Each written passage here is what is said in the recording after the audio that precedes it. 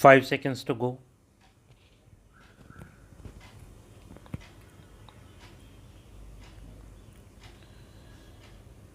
Start. Now, generally speaking, this political aspect of the Asian struggle is drawing to its natural and inevitable culmination.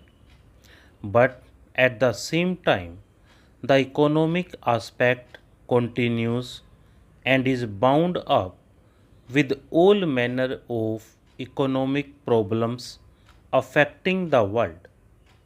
From the Asian point of view, it has become essentially a matter of extreme urgency to deal with these problems.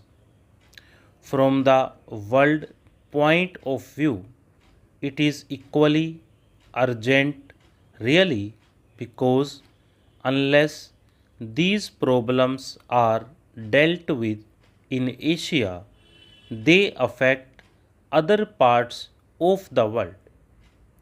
I have no doubt that you, ladies and gentlemen, who are members of this commission, realize the importance of what I have said and will make it clear to the United Nations that any attempt to pay inadequate attention to Asian problems is likely to defeat the end which the United Nations has in view.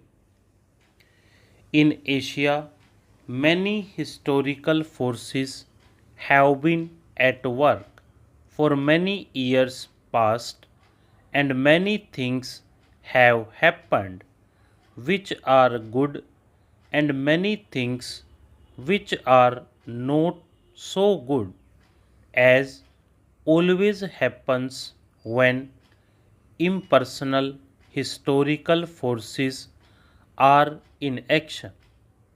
They are still in action. We try to mold them a little, to divert them here and there, but essentially they will carry on till they fulfill their purpose and their historical destiny. That historical destiny can only be one of complete political and economic freedom within some kind of world framework. In Asia and the rest of the world, there are various systems at work, political and economic, in different countries. Obviously, it will not be possible to cooperate easily unless we proceed on the basis of not interfering with any system, political or economic, in any country, leaving it to that country to develop as it chooses within the larger sphere of world cooperation. You can look upon the problems of Asia from the long term and the short term point of view.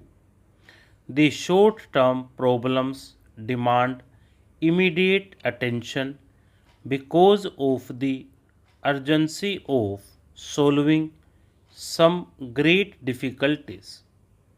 There is, for instance, the aspect of food. It is an extraordinary state of affairs that in a country like India or similar predominantly agricultural countries, we should lack food, or that we should not have a sufficiency in food. There is something obviously wrong if that kind of thing happens. I have no doubt in my mind that India, for its part, can and we will produce enough food for itself. Tomorrow will be the 31st anniversary of our independence. On the eve of this auspicious occasion, I greet you, my fellow citizens, at home and abroad, and offer you my good wishes. Much has happened in the last 1 year. The government has done its best to restore the rule of law and the liberties of our people. I want to speak to you tonight not only of our achievements and aspirations, but also the unfulfilled tasks and the tormenting differences casting their ominous shadows on our national life. A country of India's dimensions, with its missed opportunities and mounting challenges, remains a nation in constant evaluation despite its impressive strides in many spheres.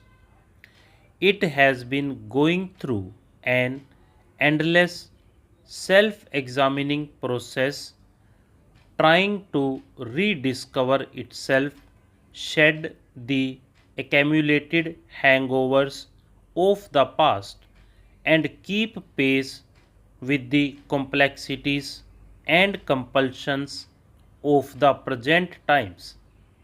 The tempo of this activity can be sustained only through stability, which is the very basis of survival. The country stands today at the critical crossroads of history, and any false turn could prove ruinous for the nation.